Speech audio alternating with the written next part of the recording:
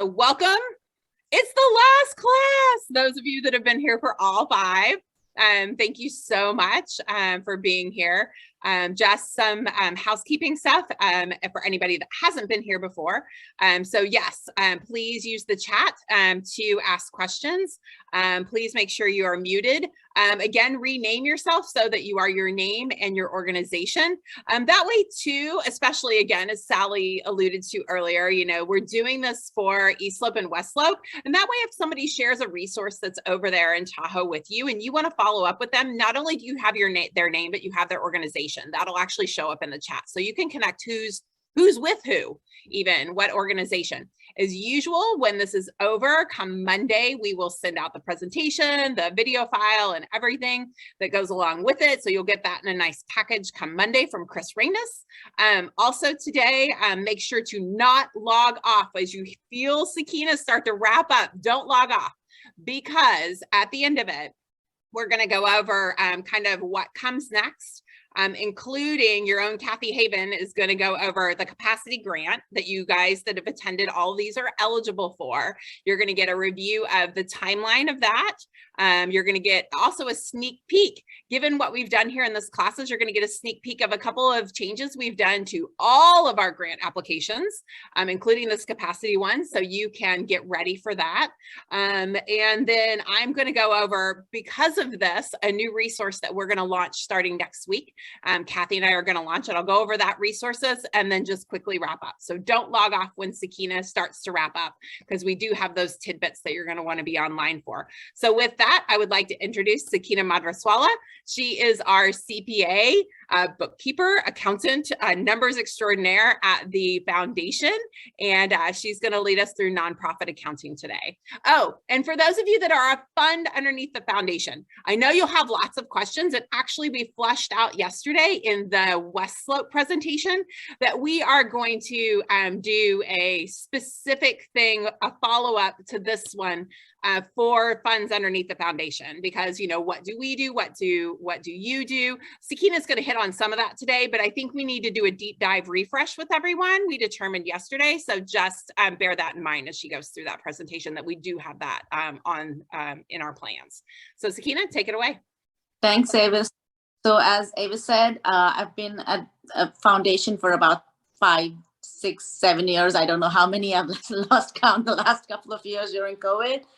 But I love what I do. And yes, it's all about numbers. So I'm going to go ahead and move on to the next slide.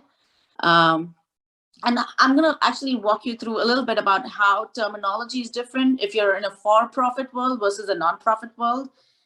There are slight changes in, you know, how you view accounts, how you review reports, etc. So the goals of this class are understanding the 5 essential financial reports. And I thought that was like the best thing to do for a starter nonprofit series, because these financial reports kind of form the basis of all your accounting and how you do other things at the organization.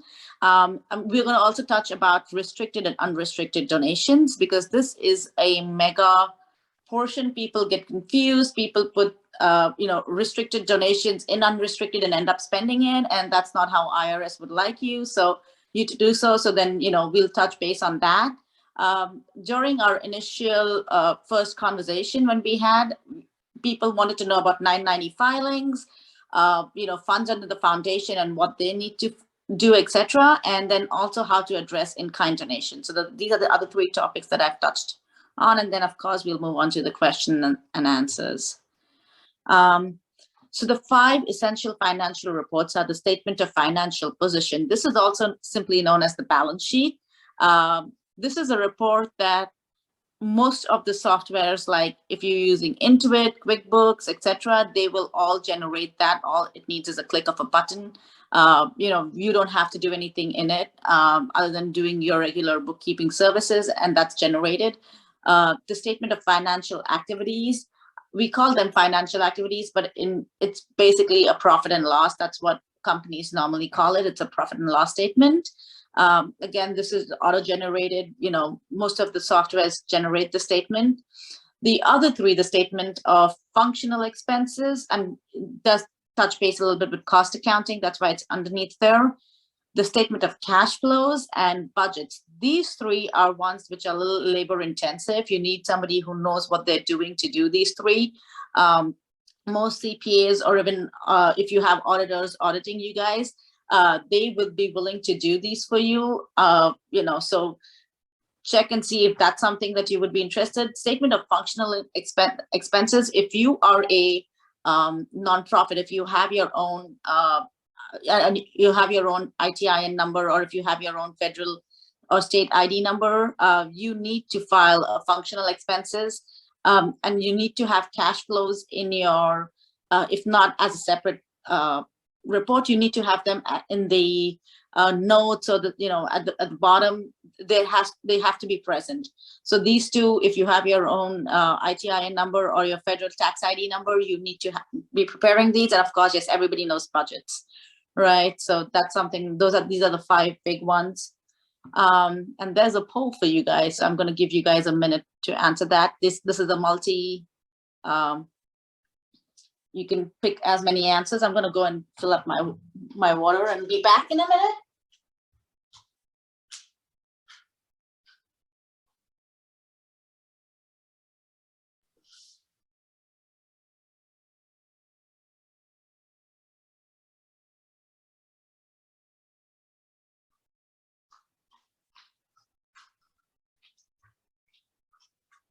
Okay, I think almost everybody's answered.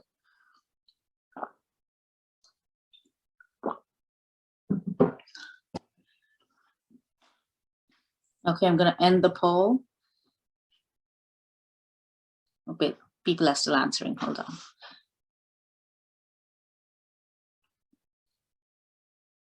Again, this is best guess. Yesterday, we had some people that weren't necessarily the financial people from their board, and they're like, I'm really not sure, and that's okay. Yeah, there's no right or wrong with these questions, that you just have to answer them for participation. So I've ended it. I'm going to share the results. So everybody basically knows the statement of financial position, which is like your balance sheet. Your financial activities, 91%, not bad. Most organizations do, balance sheet and profit and loss. The less common are statement of functional expenses, cash flows, and budget. So I might whiz through or go faster on the first two, but I'll take my time explaining the last 3 statements. I'm going to stop sharing. Okay. Close. Okay, let's move on to the next one. Oops. Okay. So statement of financial position, which is the nonprofit term. The balance sheet is the for-profit term. And yes, I threw in a meme there. I love memes. As a millennial, I think this somehow put the point across. And this is a diagram that I have that kind of explains what lies where. So a financial position is basically you have assets, you have your liabilities at the bottom, and then assets minus your liabilities gives you your net assets, or what the firm actually holds at this current time. So your assets minus your liabilities are this. Give me 1 second. Hold on. Who's talking? It is for some reason. Yeah. So assets are what your organization has, what is owed to you, what you have invested in, and what you have deposited with others. So what do you have in your assets? Normally it's cash in your bank accounts, your investment accounts, your petty cash, things your organization has bought for future use, such as merchandise, inventory, supplies, furniture, equipment, improvements to your facility. Anything that's non-liquid, that's a fixed asset, is all in there too. And then any deposits that you have made with others that you are going to be getting back, or what's owed back to you, and any long-term investments that you would be getting back in the future, any CDs, etc. Liabilities are what you owe to the others and what others hold on behalf of you. So what you owe vendors, accounts payable, bills for goods, services, etc. Amounts payable on company credit cards, etc. That's also in there. You have payroll liabilities coming up in there. So all sorts of liabilities. Long-term liabilities, like any bonds that mature, any mortgages that you still owe, that should be listed there. Any loans for over a year are also long-term liabilities. And then when you minus your liabilities from your assets, you get your net assets. And I know I have them listed in three, which is unrestricted, temporary restricted, and permanent restricted. But IRS, as well as FASB, which is the board that governs us, says that we have to now list them in only two. So the next slides that we go through will show you how temporary restricted and permanently restricted are basically just put into one category, which says restrictions or restricted, donor restricted net assets, not just temporary and permanent. That's kind of grouped together in one. So I'm going to move on to the next. Statement of financial position. Again, assets are listed in their order of declining liquidity. So short-term assets such as cash or equivalent within 1 year, something that you're going to get back in a year, is fine, listed as asset. Anything over a year is listed as a long-term asset. So when you look at the balance sheet, on the left-hand side, you would have your list, like all the assets listed, and then you have a debit in the middle and a credit. An asset is normally a natural debit balance. So anything that if you're adding to your asset, you will naturally put that in the debit column. If you see a credit balance in one of your assets, that's when you should have a red flag and raise your number and ask, why are we looking at this? Why is there a credit balance? Why is it not debited? So normally assets are debited and they're in the debit balance. There are some executive and board members also here, and you could be thinking, if your investments are diversified as per your investment policy when you look at the assets. So there are a lot of questions that can be answered by just looking at a firm's or an organization's balance sheet. So the other side is accounts, pledges, receivable. So what is owed to us? Are we collecting it at a regular or in a timely manner? And is there anything that we will never receive? So do you have a doubtful accounts that balance that you would, or an allowance for doubtful accounts that you would make use of at this point of time? Or do you have something that's long-term versus short-term? All those questions can be answered using or just looking at a financial position balance sheet. I'm going to move on to liabilities, and liabilities the same way. They're listed in the declining order of their maturity. Short terms are the ones due within a year. Long terms are the ones greater than a year, multi-year loans or grants. An example is a mortgage, or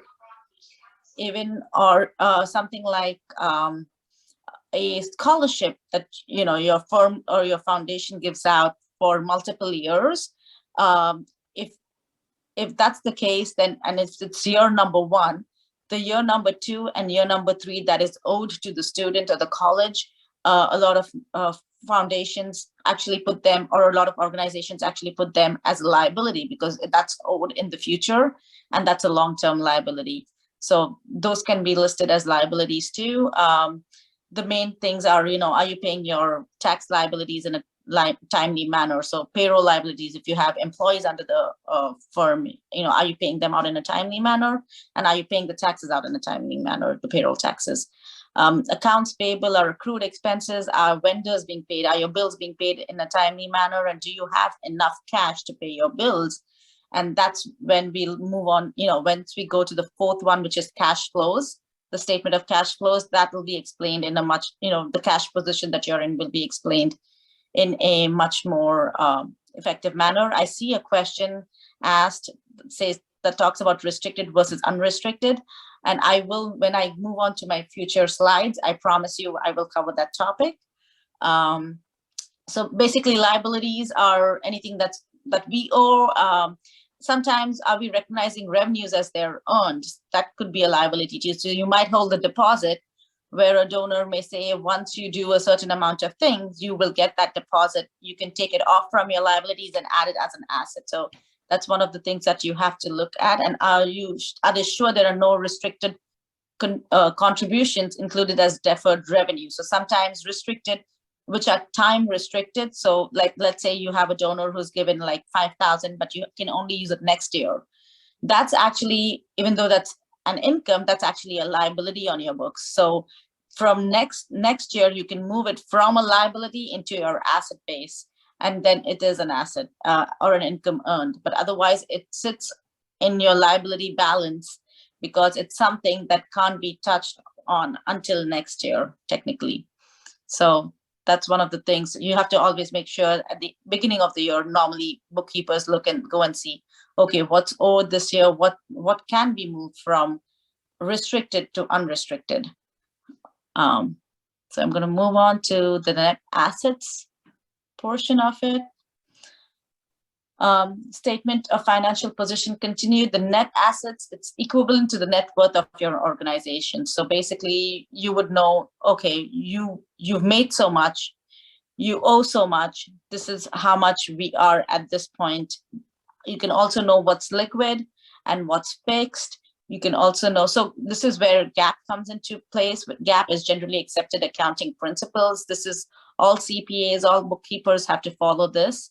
And this is where they said the organization's net assets were now to be classified as per the new account rules of accounting, nonprofit accounting, which is net assets with donor restrictions and net assets without donor restrictions. So previously it was unrestricted, temporary restricted, and permanent restricted. Now they are net assets with donor restrictions and net assets without. So anything temporary and permanent has kind of been grouped together. And basically, there's a lot of accounting terms in there now, GAAP as well as FASB. The board, the financial board has also let us know that we have to group them. So the other thing is the IRS, when we file a 990, also wants it to be grouped in this way. So if it's not, then you might have a penalty. So that's something that we need to make sure we are following. And I have another poll question for you. And this is just in for fun. Are you wearing pajamas? No. No. You can be honest. There's no right or wrong answer in this. I'm doing pajamas.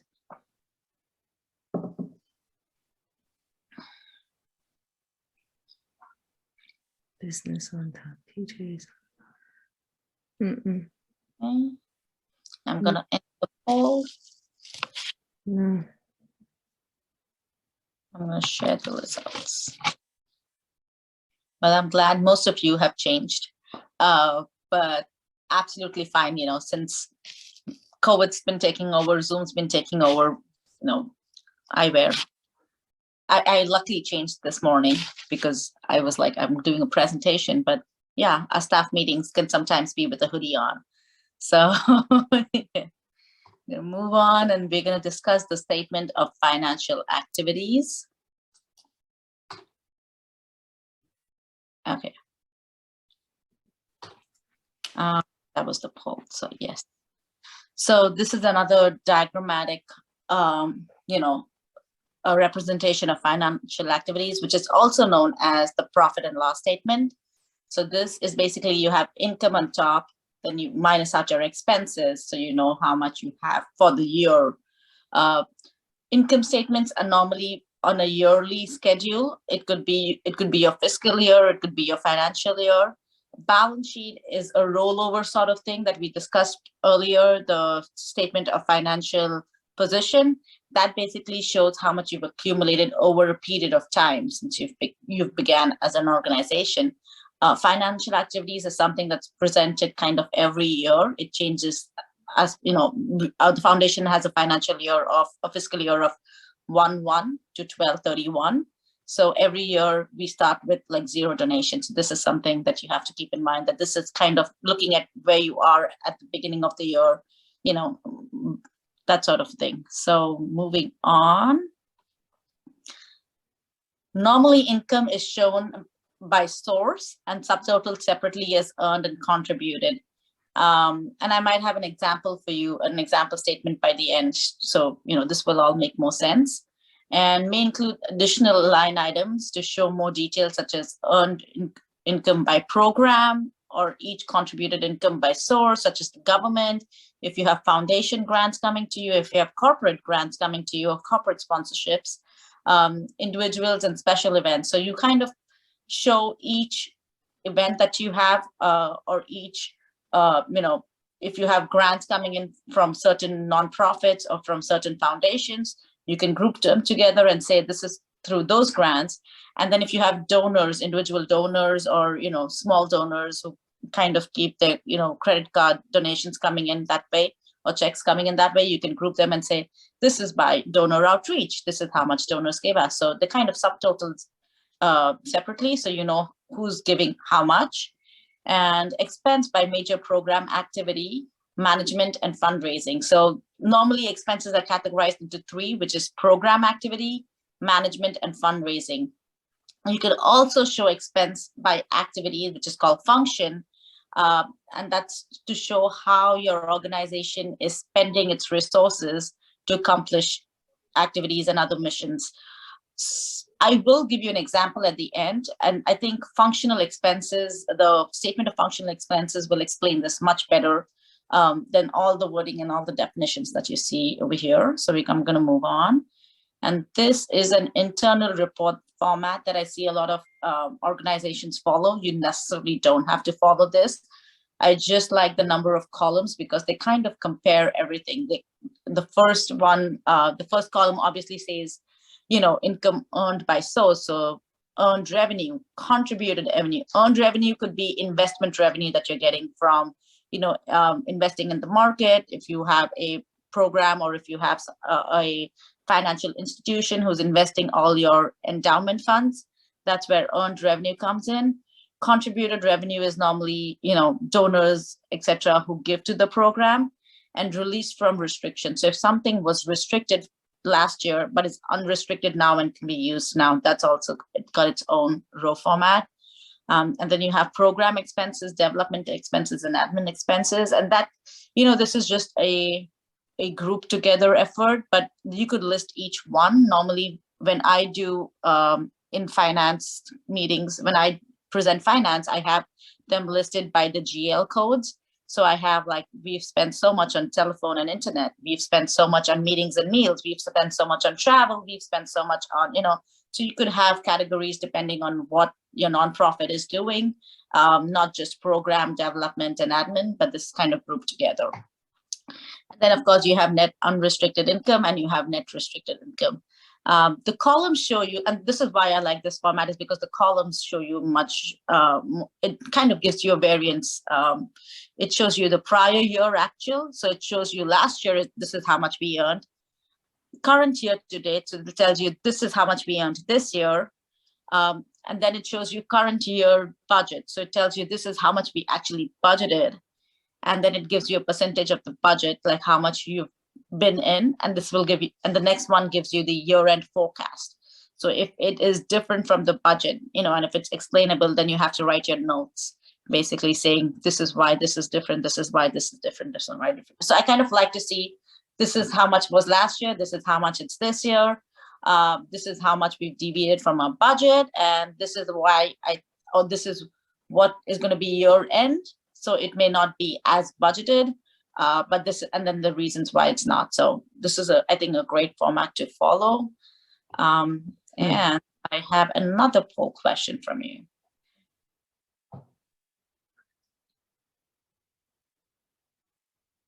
And if you don't know, that's fine too, but I just like to know, the organizations that are here. A lot of last year the last meeting I had at least 7 organizations who actually said that they did not earn anything.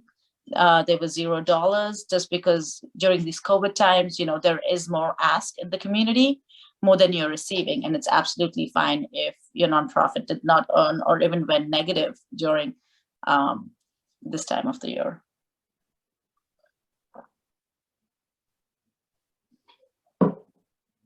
Okay, I'm going to end the poll.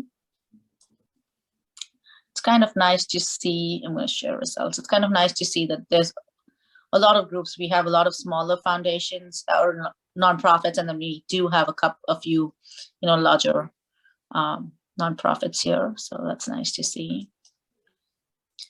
Okay.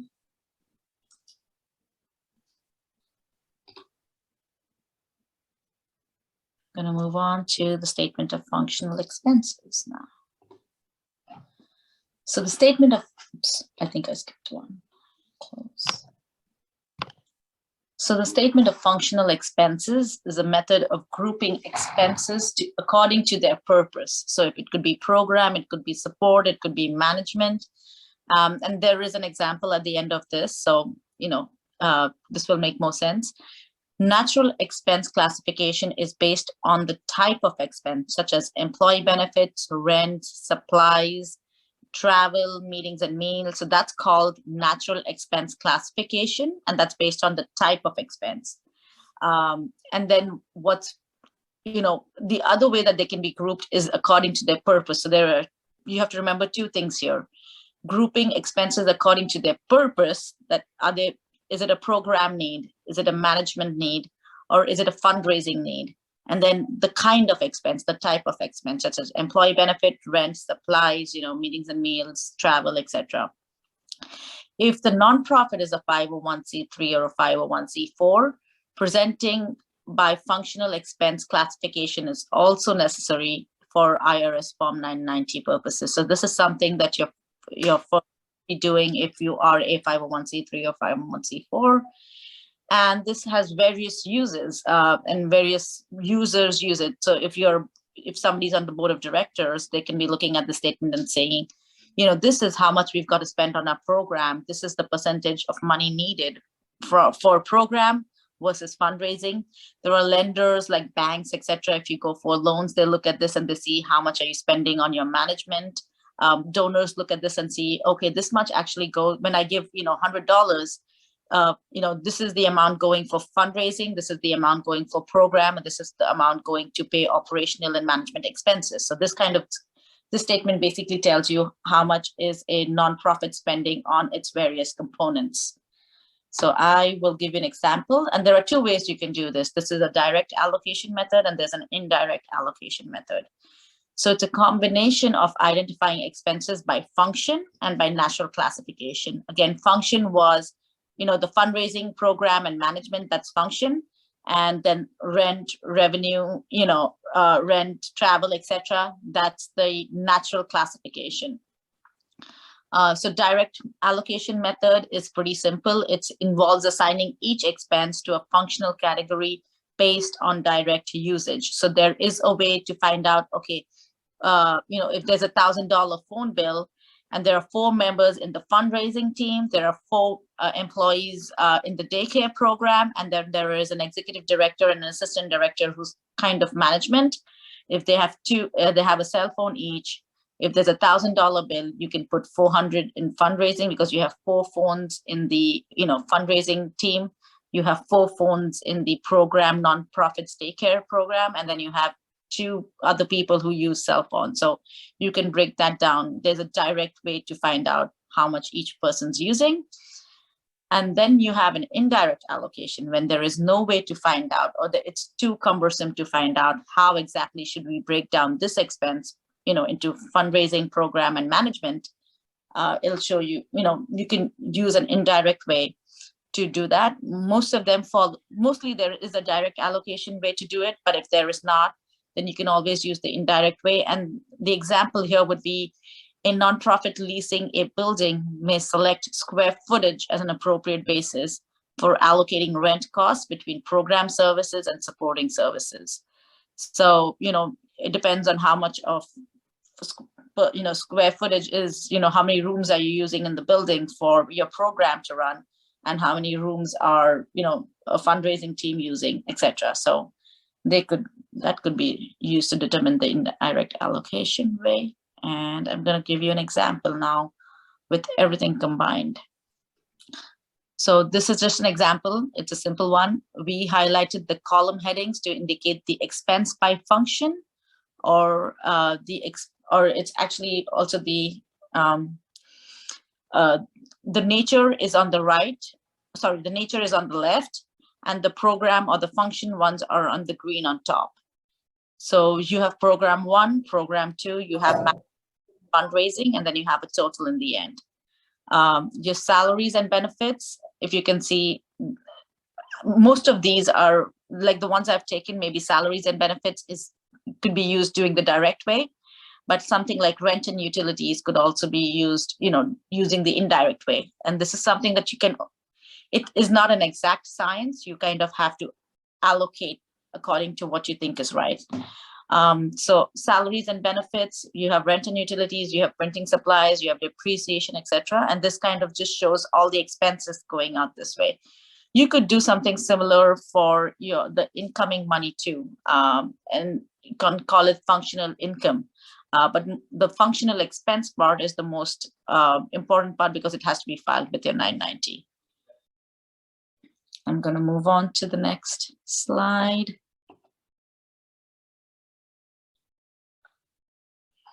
And I did put that in because there are a lot of donors who sometimes only want to pay for program service expenses. They say, we would love to give to your program, and they sometimes place a restriction on the donation saying, this is only meant for the program. Now, what that means is you can't use this for your operational part of your expense. So some organizations try to only pay for program service expenses. It may work in the short term for small volunteer-driven organizations, but it will limit the ability for an organization to actually grow. Once you have a growing, increasing revenue, with more revenue, with more ways to collect money, there will be expenses, and the additional expense could come in the way of fundraising. It could come in, if you're a membership development, people don't want to pay for that expense. So it is, what I've seen is normally you have to talk to your donors and say, I'm glad that you're donating to our organization.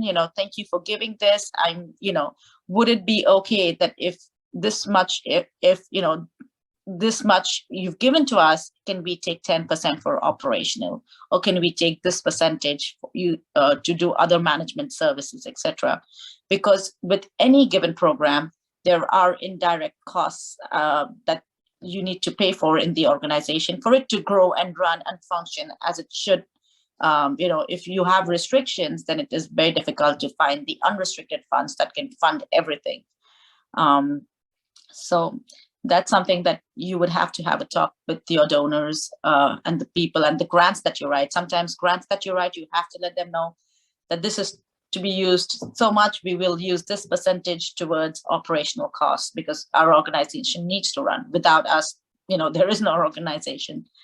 So I'm going to move on to the next one, which is the statement of cash flows. And the cash flow statement reports the cash generated and used during the time interval specified.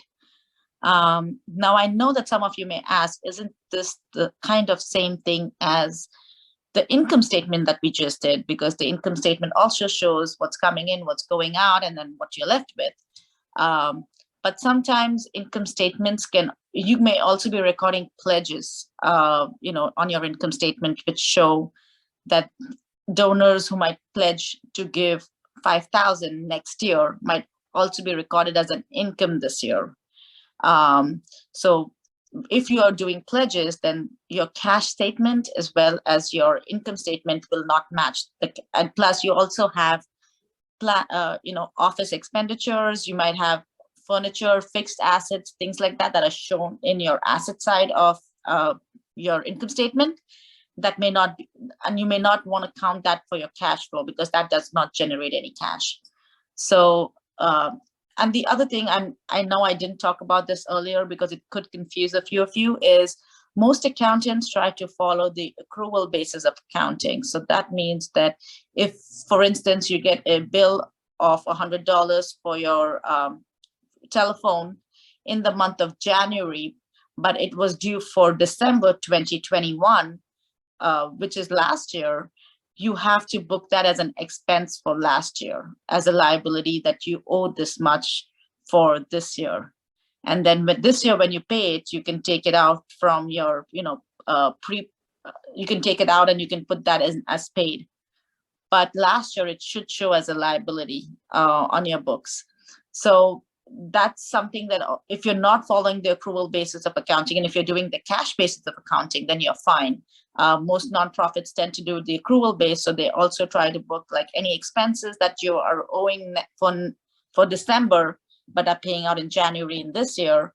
Then that kind of needs to come in. So that also breaks the cash flow, because you're not really paying money out this year, so that won't match to your net statements for net income for 2021. So that's why we prepare the cash statement too. And there are 3 sections. You have the operating activity, so anything that's coming in from the accrual basis of if you're converting from the accrual basis of accounting to cash, that needs to be reported on the operating activities. Investment is purchase and sale of long-term investments, plant, property, equipment. That needs to be recorded as investing property activities. Financing, normally nonprofits don't have. It's just one of the sections put in there for any firms or any company who's buying back their own bonds or stocks and paying out dividends, etc. But that's something that normally nonprofits don't have to worry about.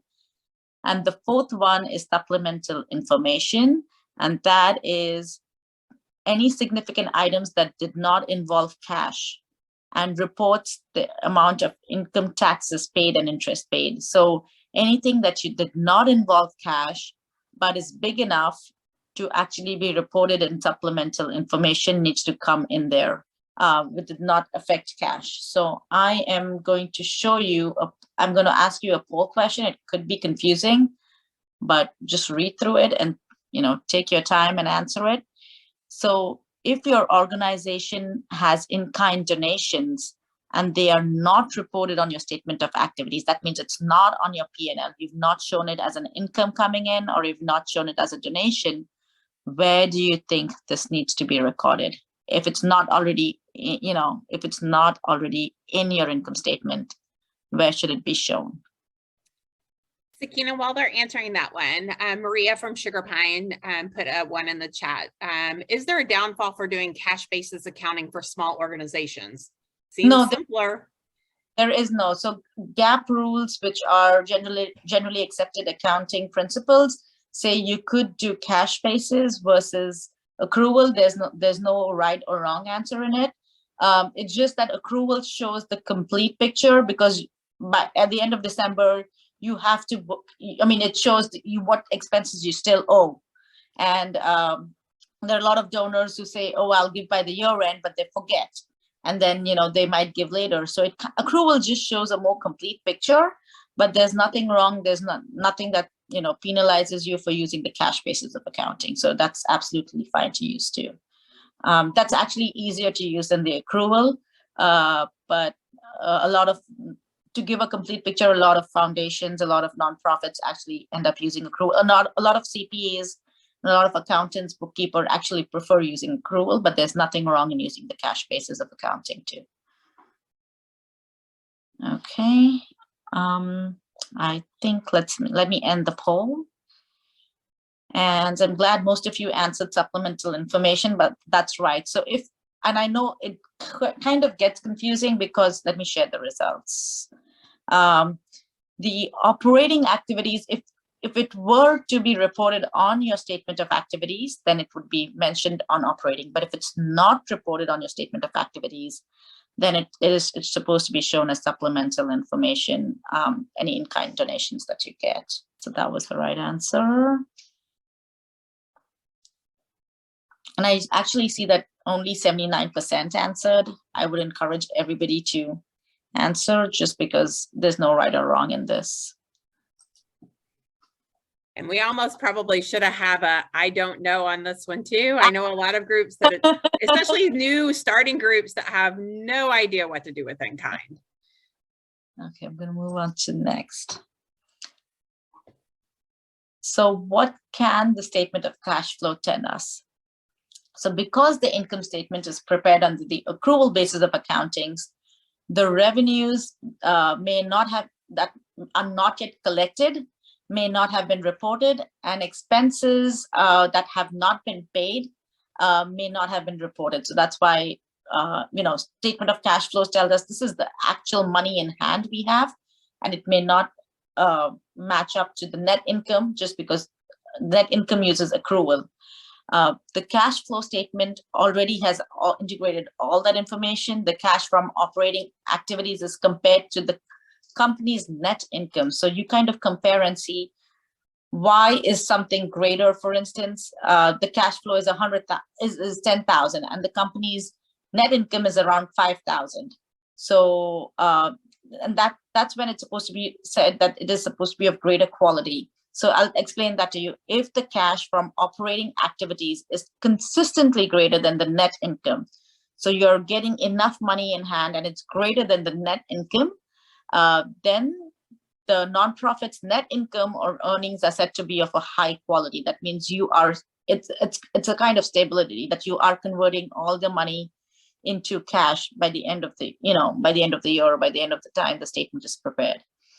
If the cash from operating activities is less than the net income, then that's kind of a red flag. And you have to find out why the net income is not turning into cash. And it could just be that you have more fixed assets on your balance side of balance sheet.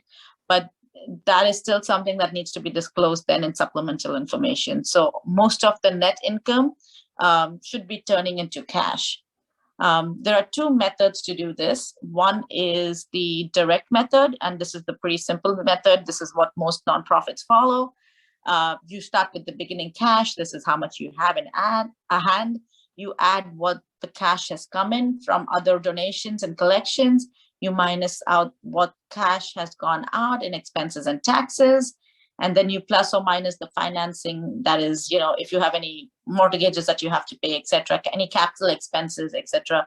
So if you bought a laptop, if you bought like 5 laptops, that's a capital expense. And that, even though the money's gone out and it does not show in the net income, you've got to write the money out. So that money goes out actually in the cash flow. You would minus out that 10,000 you spent on your laptops, and then you're equaling with the ending cash. Now, the indirect method is a little more crazy. And you don't have to, if you don't understand that's absolutely fine. But you begin with the change in net assets. That's the net profit or loss. So you take the company's balance sheet and you find out what is my net profit or net loss. And from that, I will add any non-cash expenses. So any non-cash expenses would be, depreciation. You will add that back because you minused out the depreciation to calculate your net assets, but you're going to add that back because there was no cash involved. Then you would minus any gains or losses, depending on which one it is. Then you would adjust any current asset or current liability accounts, and then that would end up to your ending cash. If you don't understand this, that's absolutely fine. Most nonprofits stick to the direct way of doing the cash flows. I'm going to show you an example on this page, and I know this is kind of hazy and may look small, but you start with the operating cash and then the expected receipts, etc., coming in, and then you minus out any, like your office supplies, any of the expenses, any expected disbursements or any payouts, etc., that you need to do, any utilities, office, insurance, postage, all those show up there. And then you are left with the ending cash balance. So you add up all the operating stuff on the top coming in, then you put in all the expenses, and then you're shown with the ending cash balance. And for those of you who follow cash accounting or do cash accounting, cash basis of accounting, this number and your cash basis of accounting net income should match. If you follow accrual, then it may not match, but if you follow a cash basis of accounting, this cash flow basis should kind of match your cash flow basis of net income. And I'm going to move on to my favorite topic, that is budgets. I know you love these. I know each individual prepares budgets in a different way, so I've not shown an example in this. But if you do have any questions in details for budgets, I can always help you. I've been told normally when you prepare a budget, apart from preparing a budget, you need to make sure that you have at least 6 months, the next 6 months of, money or donations or anything in your account, that kind of shows stability. So if you have anything, if you are having a budget, you should at least have that much money that if you don't have any incoming from external sources, your firm or your organization should have at least 6 months to cover a budget. That just shows stability. 6 months to 2 years is good to have that much money as your backup reserve or an admin reserve. Anything beyond 2 years, if you have, I would highly suggest that you find, you think over, investing in an endowment fund where it is earning some kind of interest, or, even if you want to invest, just think about investing that money, because otherwise it's great to have that backup, but do you really require it? Are you just holding cash and not using it in the right manner, or is money not making money? So anything between 6 months to 2 years is great admin reserve. Anything beyond 2 years, if you've got, try and see if you can sort of invest it in the market, or find a CD, or find something stable that will help you earn a little bit on that extra. So budgets are a great guide that can help nonprofit plan as well as assess its current financial need as well as its future financial need. Creating the annual budget is initially the staff's responsibility, honestly. The people who are handling money, somebody who's your bookkeeper, somebody who sees what's coming in, what's going out, should be actually doing this. Board members, usually those on the finance committee or executive committee, they review the proposed budget, they take it, then after that, the next step is, you take it to the full board, it's discussed with the full board, and the board approves the budget. This should be typically begin 3 months before the year end of the fiscal. So if my year end is 12/31, that's December 31st, I should begin doing this in the month of September at least. So I have enough months in hand if there are revisions, etc., that need to be made by the time this whole process is completed. By Jan, the board of directors should actually approve this and it begins. And I'm going to move on to why do nonprofits need fund accounting. So this is important because this and the next slide will actually talk about restricted donations and unrestricted donations and what exactly is fund accounting. So fund accounting enables nonprofits to allocate their money into different groups of funds in order to keep them organized and only spend the funds on what they're designated for. So if you are running 3 programs and somebody gives you money to say, this is for program C and it's restricted for program C, most organizations and nonprofits have one checking account for all the 3. And what they'll do is they'll put it in the checking account. They will spend it on all the 3 programs and not kind of curtail it to just program C.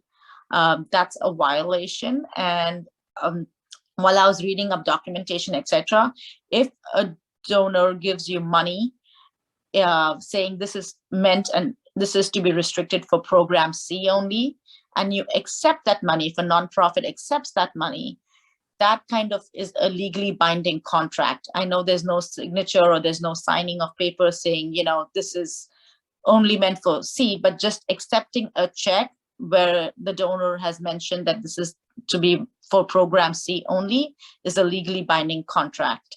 So we have to be very careful when you get the money, how you record the money, if it is restricted. And that's where most nonprofits are struggling or, have questions. And right now, there are, like I said, only 2 groups. There's restricted funds and there's unrestricted. So temporary and permanent are kind of combined together and called restricted funds.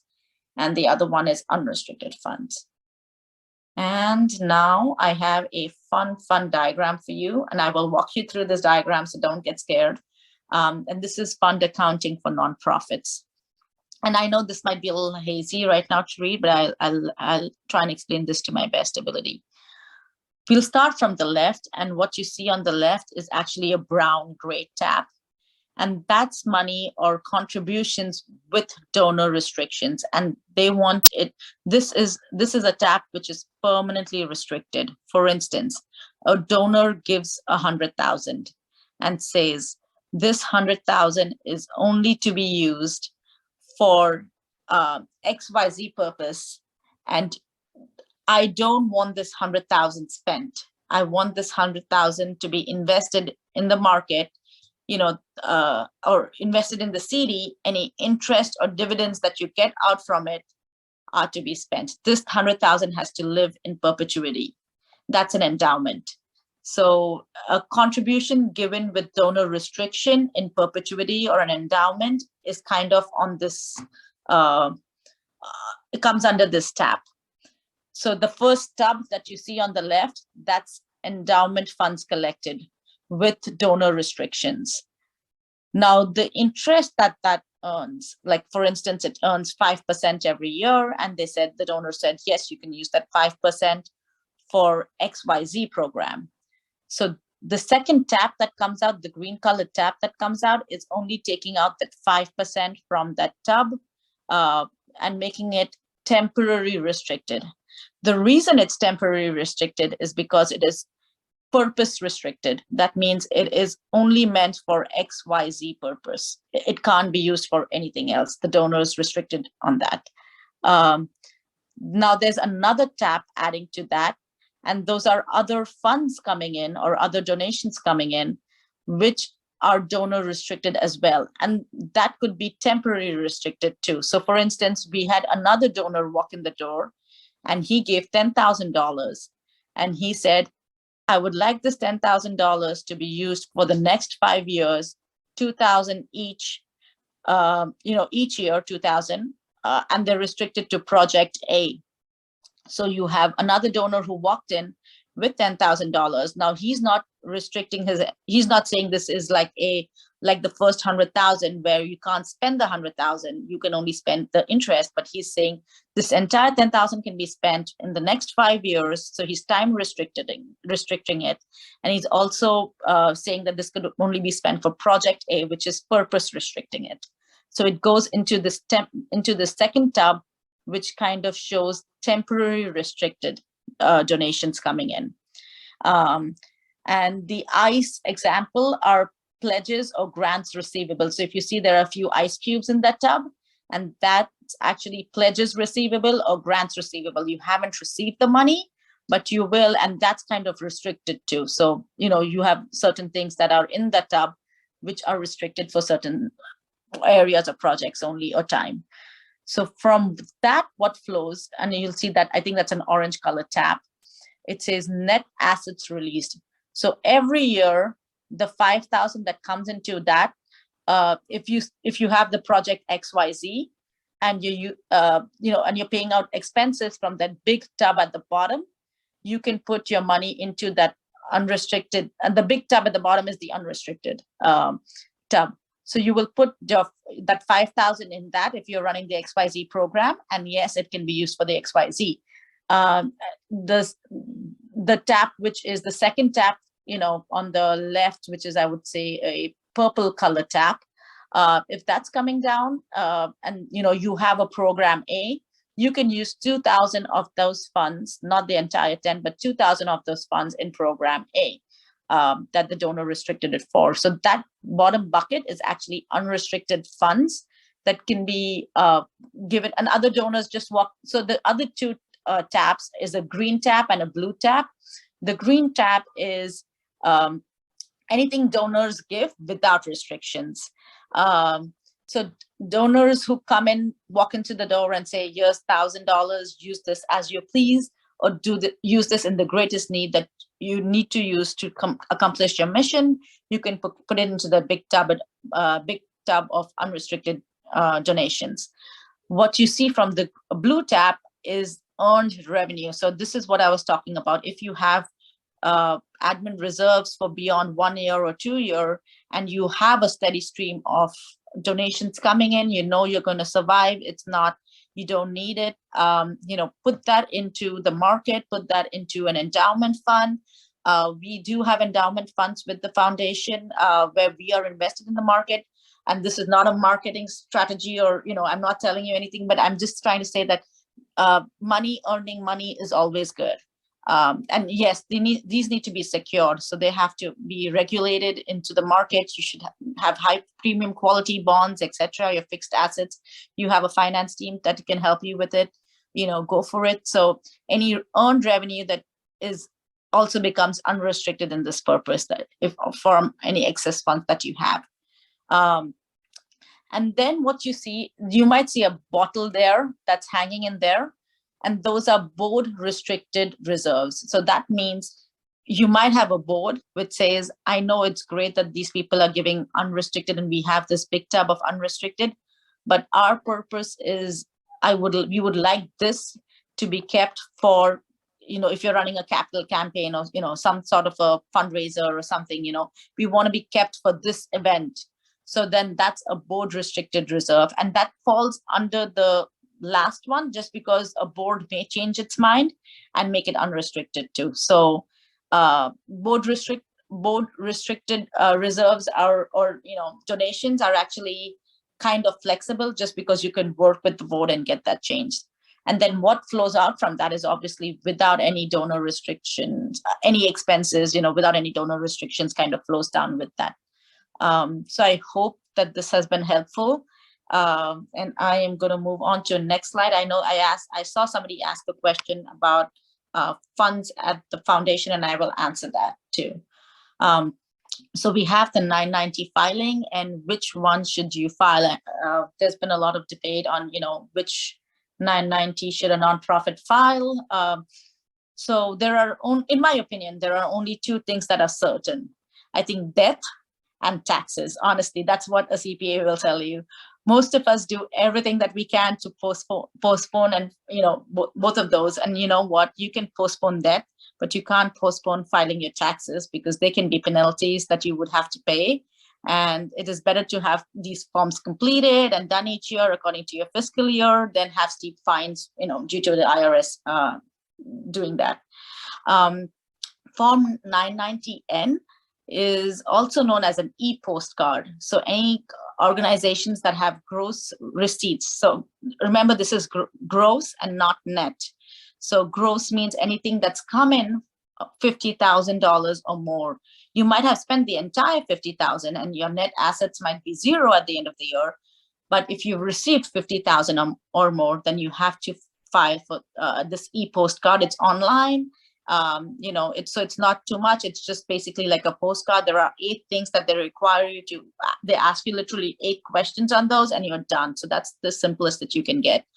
Form 990EZ is the next step up from the e-postcard. This is normally where a mid-sized tax-exempt organization with annual gross receipts from $50,000 to $200,000. So if you've received between $50,000 and $200,000, you have to file this.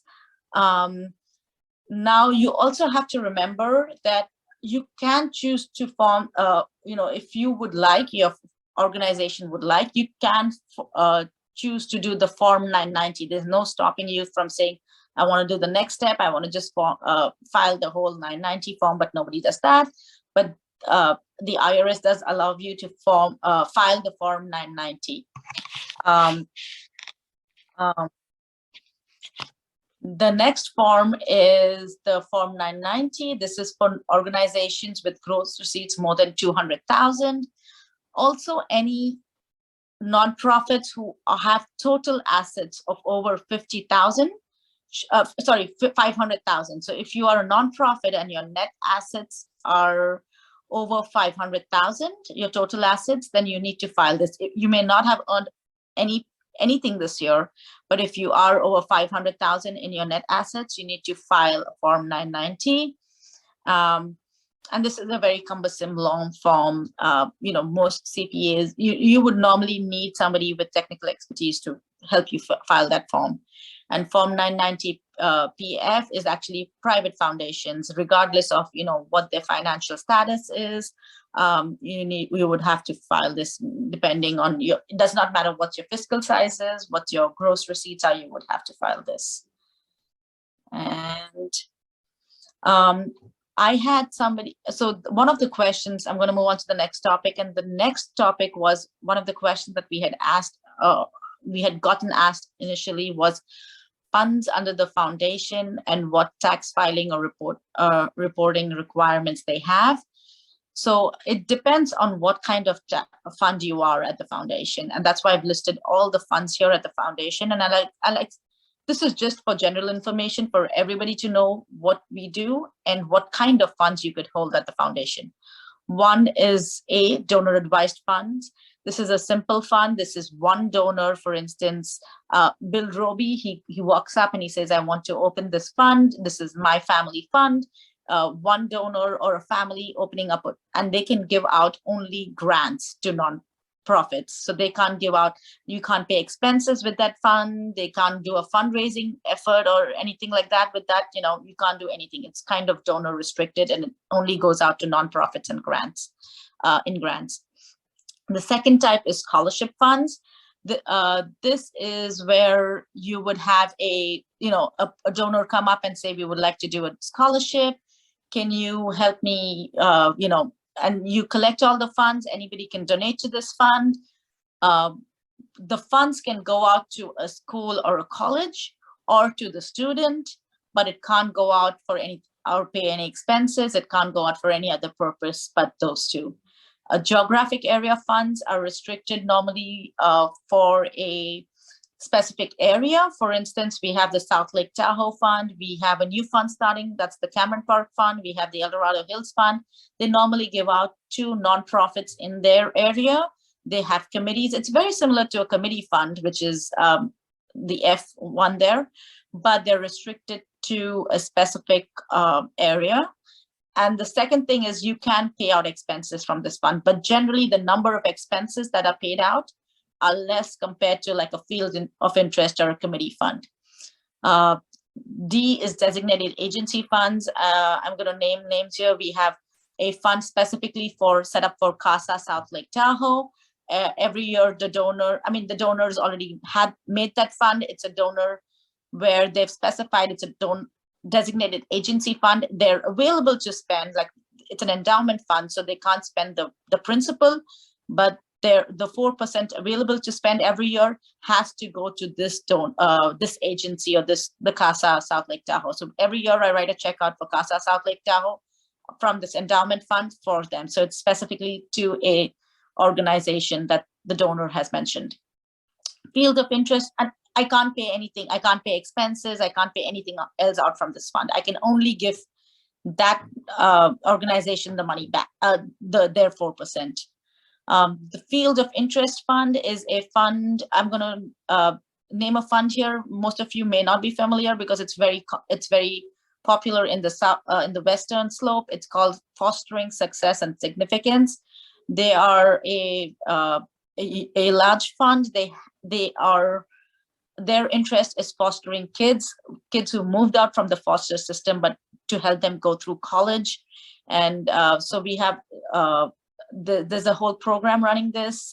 There's a whole family, actually, I would say, who's helping out the kids run this. And they can pay out the kids, so kids can receive money on their name. They can pay out expenses. There's a whole program that they run. So they have counselors that I pay out, and contractors, etc., that I pay out. Then I can pay out the admin person who runs this. And I can pay out grants to any nonprofit. So this field of interest fund is a great fund to be, but just remember there's a big admin fee. So depending on what kind of fund you choose to be, there's an admin fee associated with it. The foundation and the fee for a field of interest fund is definitely higher than the rest, just because there's a lot of labor and work involved. Then there's a committee fund like the Tahoe Women's Community Fund, where a whole lot of donors come together. There are committees formed in place, and people give to these to the Tahoe Community Fund, and then these committees, people vote on it, and then the money is distributed to grants. So the committee funds are pretty, I would say they're pretty similar to field of interest funds, just because they can pay anything out. They can pay expenses, they can pay grants, you can do reimbursements, anything of that sort. Special projects funds are projects that happen once in a while, like the CHP Cops and Rodders. We do their event. They're sort of a September, they're from an August to an October fund. 3 months we do work for them. They grant out the money, and then their fund is kind of dissolved. And next year, if they want to do it, we reopen the fund for them. So it's a special project that we do. And the last one is the organization agency funds, and this is the fund that is the most a lot of, I see a lot of names here. Funds that have their own tax ID, basically, like the Boys and Girls Club is a org agency fund. They have a fund with us. But so if anybody donates to that fund, that is not counted as somebody donating to the foundation, even though the check is received by us, because technically we are holding these funds for them. So if they have 10,000 in their endowment and their endowment grew to, like, say 12,000 this year, we will sort of give back and let them know that this is the statement for you. Your funds grew and they are 12,000 now. They don't show up in the in our balance sheet, and they don't show up in our income statement. We remove everything. Our auditors at the end of the year remove anything that's received by these org agency funds, and they are supposed to show them in their balance sheet. So Boys and Girls Club will show 12,000 received, they'll show it as an endowment with us, but it'll show up in their asset balance sheet, in their balance sheet, versus it being with us and shown up in our balance sheet. So org agency funds are the only funds that we kind of, we accept their money, we invest it, we have endowment funds, we do everything for them, but it all goes back to them when they are filing for their taxes. So I know that there were a few questions regarding funds under the foundation for tax filing. And I hope I've made that clear. So everybody else, if you have a fund under the foundation, if your geographic area or if your field of interest or committee fund, you don't have to worry about tax filing or anything of that sort. The foundation takes care of all of that since you're under our umbrella, under our tax ID. Any questions? I know there were a few chats that were. Yeah, Sakina, the same one we got yesterday from West Slope. It goes back to in-kind donations and volunteer time. Is volunteer time an in-kind donation? If not, does it need to be accounted for in any financial way? Yes, so I'm going to answer that in your That's next. what I thought. Oh, okay. All right. Sorry, jumped ahead. That's what even Kathy's like, I think she gets to it. So thank you. Yeah. So the next one is going to answer that. So they're in-kind donations and whether what something was brought for or donated to. So I'm going to explain this with examples so it makes life easier for everybody.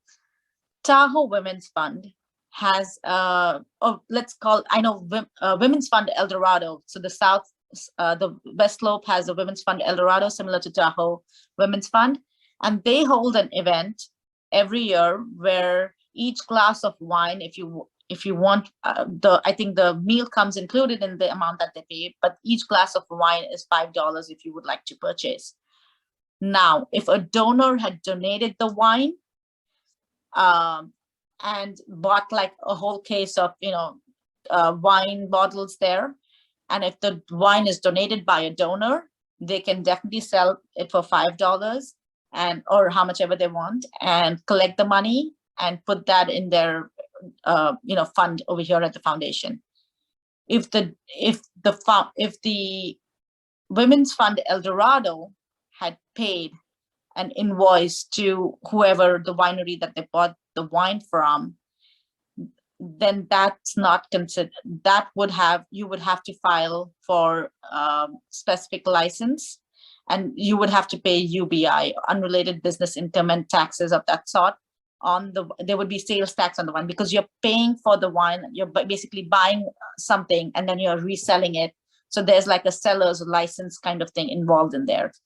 As far as the wine is donated by a donor, the donor can get a tax write-off that she donated this much of wine worth so much, each case sells for so much. So this is the amount of wine donation, and they can use that. So if there were things that were donated to a fundraiser or an event, normally the funds at the foundation, when we do events, we ask the fundraisers, etc., to send us a list, an Excel sheet of who's donating what, and they get a thank you letter from us saying thank you for donating a basket with cheese, crackers, things like that, or a picnic basket, and so we don't want to. It depends on. So there's a lot of depends on whether the wine is donated, who's donating it, things like that.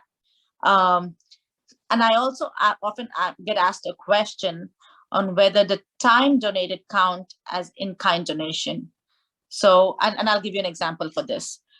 If I, as a CPA, get asked in my son's school to go and volunteer my time for the reading program, and I do that, my time donated for that program, they don't need to send me a tax acknowledgement letter or anything. That's not my profession. I don't get it. Like if I'm going for anything else but my profession, then it's counted as a tax donation. So if I go to another nonprofit and a nonprofit asks me to sit on their board and help me with or sit on their finance committee and help me with their financials and preparing their financials, and I ask them for a tax receipt for my time donated, that is counted as my time donated towards that nonprofit because that's what I do as a profession. So it depends on what kind of in-kind donation that's happening and who is it happening for. So, and there are a lot of, like, I would want to say, like, I know Benevity, I know Chevron, etc. When these organizations run and they have like Intel or other sponsored corporations with them, they will pay you for their time, for the employees that they spend, time to the school or, to various things. But when it comes to time donated, if I'm asking as a donor or as my time donated for a tax receipt, I don't get anything unless it was my specific finance related donation, which could count for a in-kind donation letter. But otherwise, no, you can't give out, like, if you are if I'm, like I said, if I'm going to my son's school just to do their reading, that does not count. So it depends on what the organization is asking for and who is it asking. And if they come back and say, we want an in-kind donation letter, well, if that's your field and that's what your expertise is, then yes, technically you could give them an in-kind donation letter. If not, no, I'm sorry. This is just, we're looking for volunteers to do a fundraising event. I can't give you an in-kind donation letter for, helping out with the parking or something that generic, or holding up a booth or something like that. Does not count as in-kind donation. And you can't get a tax acknowledgement letter for that time donated if you're helping out with like setting up of a booth or anything like that during your time donated. Does that answer the question, Avis? I didn't read the question exactly. I know I just saw that there was an in-kind donation. I think so. Basically, okay. Harold, same for the organization. I mean, if Sakina's offering her services, then yeah, you would kind of record it again, like that wine and everything. But if it's just general time that does not relate to her profession, then that's something that isn't recorded as well. So yeah, Sakina, I think you got it. Okay. I'm gonna move on, and this is the last slide. And I would like to learn how much you guys learned today. And I know that I saw a lot of new names, so I'm happy and I'm glad that there are people who are wanting to come into the nonprofit world and help the organizations. But I would like to know if there was somebody who knows most of this and was looking for new material. So the next time we come on, we are able to present something new.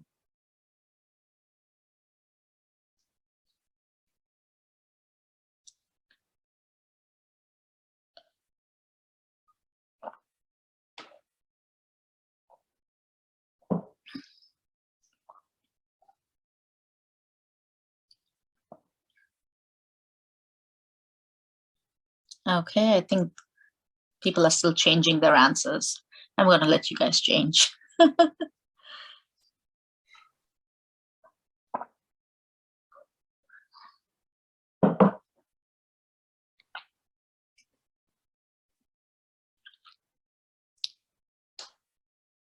So I see I would like everybody, I know that there were 31 people on this. And I think if the staff has not, so I think we pretty much got everybody answering this.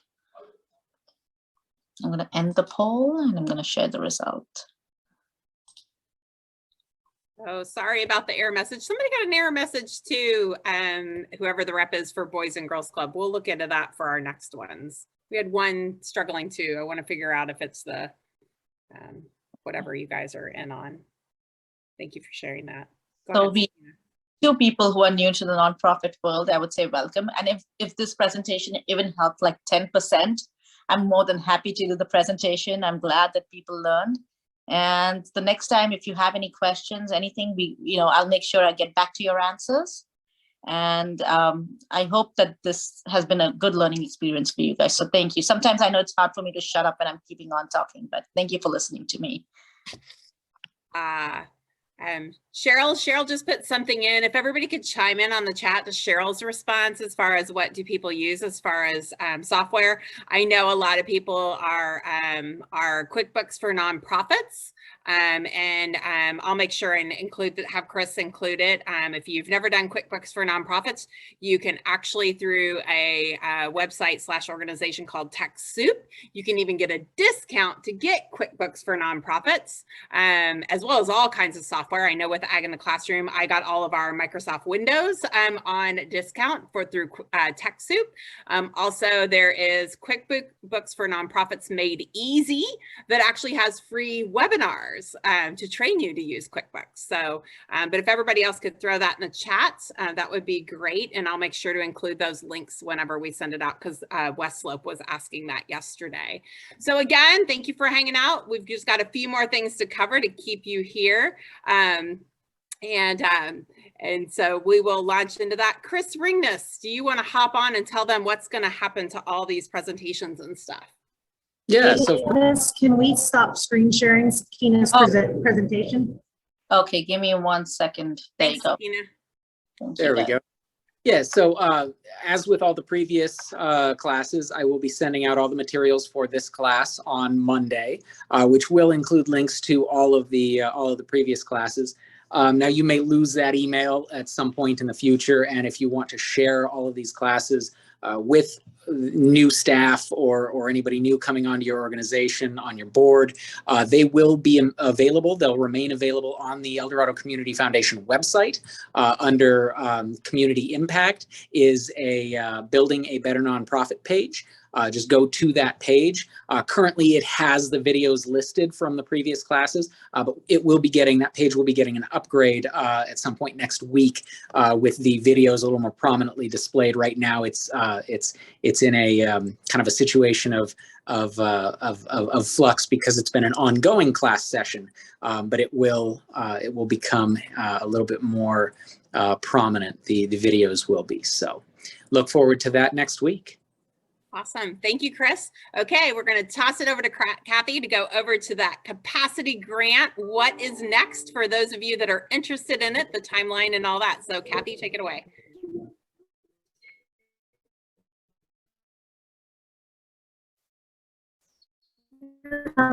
Right. Oh no, Kathy, you are choppy. Let me Can tell her. You guys see my screen now, I hope? Oh, there. Now you're better. I get the exciting part, the grant that is going to become internet unstable, and now it's back. Okay. So real quick, here's the timeline for the grant that's going to be coming out in April. This is a $25,000 to $50,000 capacity building grant for all of you that have done all 5 classes. April 14th is when the grant opens, and May 19th is when it closed in the last, and then we will have more than a month in advance. Get out the grant acknowledgement forms, which as we, what's expected. July 1, grants will be dispersed, and like most of our grants, the grant funding needs to be spent within the year. So by June 30th of 2023. So if you look at my little circle, the grant cycle begins July 1. Between October and January, Avis and I will be setting up site visits for the recipients. Between March and May, Avis will be doing exit interviews and summaries for the recipients. And then in June, the final report will be due. Actually, the final report isn't due till July 1st, but I put June in there because there are some of you that will be recipients who will want a second year of funding. So we will need the final report for the first year to determine if you get a second year of funding. So this $25,000 to $50,000 is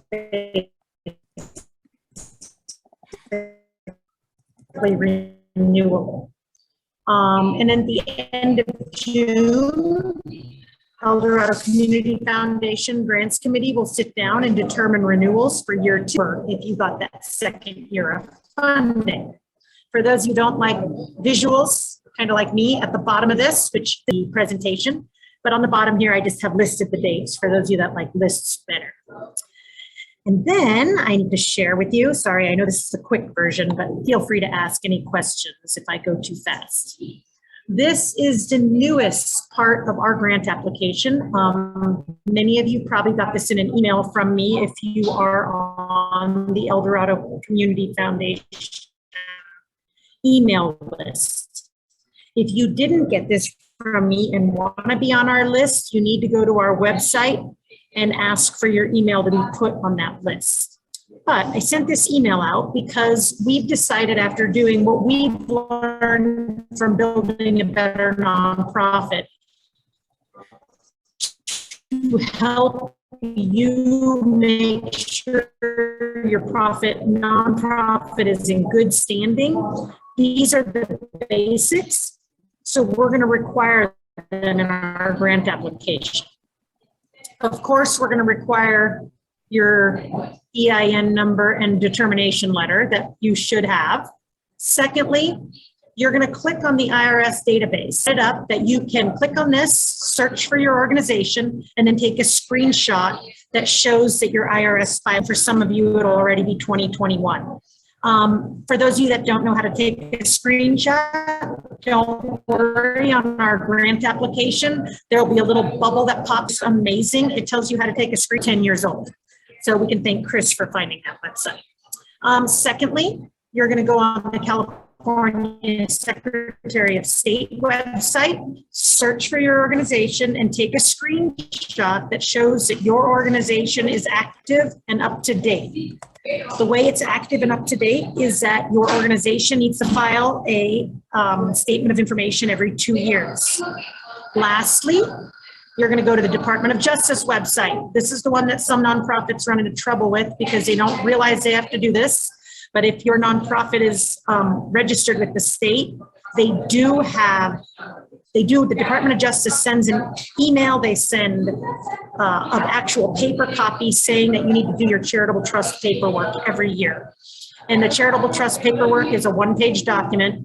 You need to go to this website, search your organization, take a screenshot that shows that you are current, and upload it here.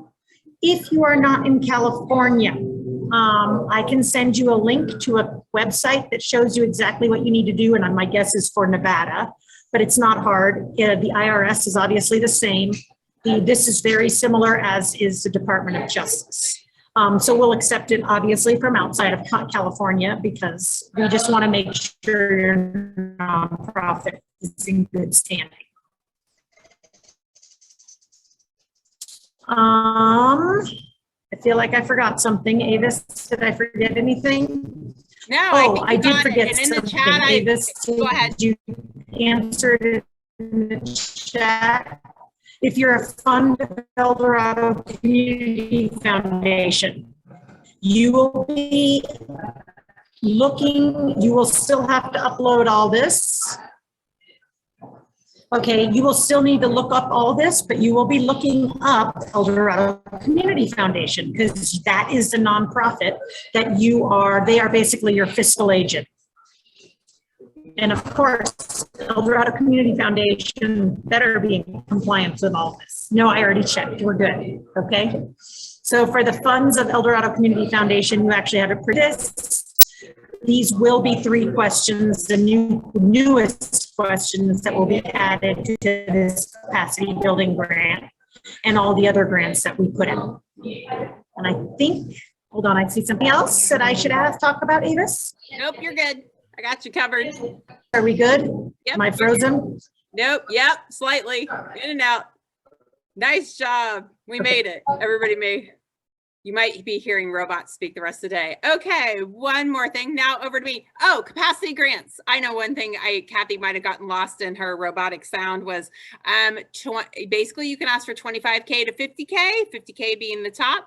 Again, these are capacity grants. These aren't project program grants. This is you. Now you have 2 months. You have from now until when that grant opens to get together with your board and your organization and figure out, now that we've done all these classes, what do we need to build our capacity? Do we need that software? Do we need a bookkeeper? Do we need a fund development person? What do we need? You know, we put 50K in there because we basically held Bill's feet to the fire and said, this is what we need in order to fund a job, you know, and at a decent wage and stuff. So that's why it goes upwards of 50K. So you have 2 months to get it together and also to check out those new requirements as far as your organization and make sure you have those ducks in a row for whenever you do submit. So I'm going to share super quickly here a resource that we are going to start next week at the foundation. So starting next week, we will basically be offering office hours. Starting next week on every third Wednesday of the month, from 11 to 12, so it butts up against hopefully your lunch hour. Kathy and I are going to hop on Zoom for an hour, and we will be there to answer any questions, or if you need any resources, if you have follow-ups from this presentation, it'll be open to any nonprofit staff or volunteer to drop in with those questions. The way we're going to communicate it is everyone that attended these is going to get a reminder with a Zoom link that will come out about probably Monday or Tuesday from Chris. So you'll get the Zoom link for the office hours. That Zoom link is going to be reoccurring. So if you want to go ahead and add it as a reoccurring thing to your calendar as an optional meeting, so just so it's there, you can go ahead and do that. So it'll come out next week. We're going to start it next Wednesday. If anybody shows up, great. If not, Kathy and I'll be hanging out and catching up and stuff, but it's a place for you guys to come and get your questions answered. We'll also be putting this out through our nonprofit resource as far as sharing it with other people and stuff. The other thing, as far as what else is available, and I got to move everyone's heads here. And Bill, I see Bill actually made it in today. Bill, do you want to talk about the master classes and wrap us up? Yes, thank you, Avis. Thank you, everybody, for participating. This is not just a one-off for us as a foundation. This is really a progression that we see as part of our mission as a foundation. So we have gone through, and I want to thank you very, very deeply from my heart for attending these, because our effort as a foundation is to elevate our nonprofits. That is the purpose. We are here as a foundation, is to not only provide you the funding, but to provide you the mechanisms to become better organizations. So in light of that, we're going to be offering master classes in all the topics that we just went through with you in our 5 different sessions. These will be taught by people from outside that we will bring in, consultants and specialists in fields of fundraising, communication, and just to keep the conversation going and elevate you to the next level. And that really is what this is about, is moving you along these levels of progression so that we can all occupy that penthouse suite. Awesome. So with that, 10:58. We're trying to be really good about this. You guys, again, thank you so much. As Bill alluded to, you are part of what makes our community so great, and us being able to assist you to, again, move through those floors and get to that penthouse makes the whole community better. Feel free, again, to use Kathy and I starting next Wednesday. We're always available. Pretty much all of us are our first name at eldoradocf.org if you need any of us. And otherwise, thank you for your time. Best wishes to all of you, and we'll see you soon. Thank you. Thank you all.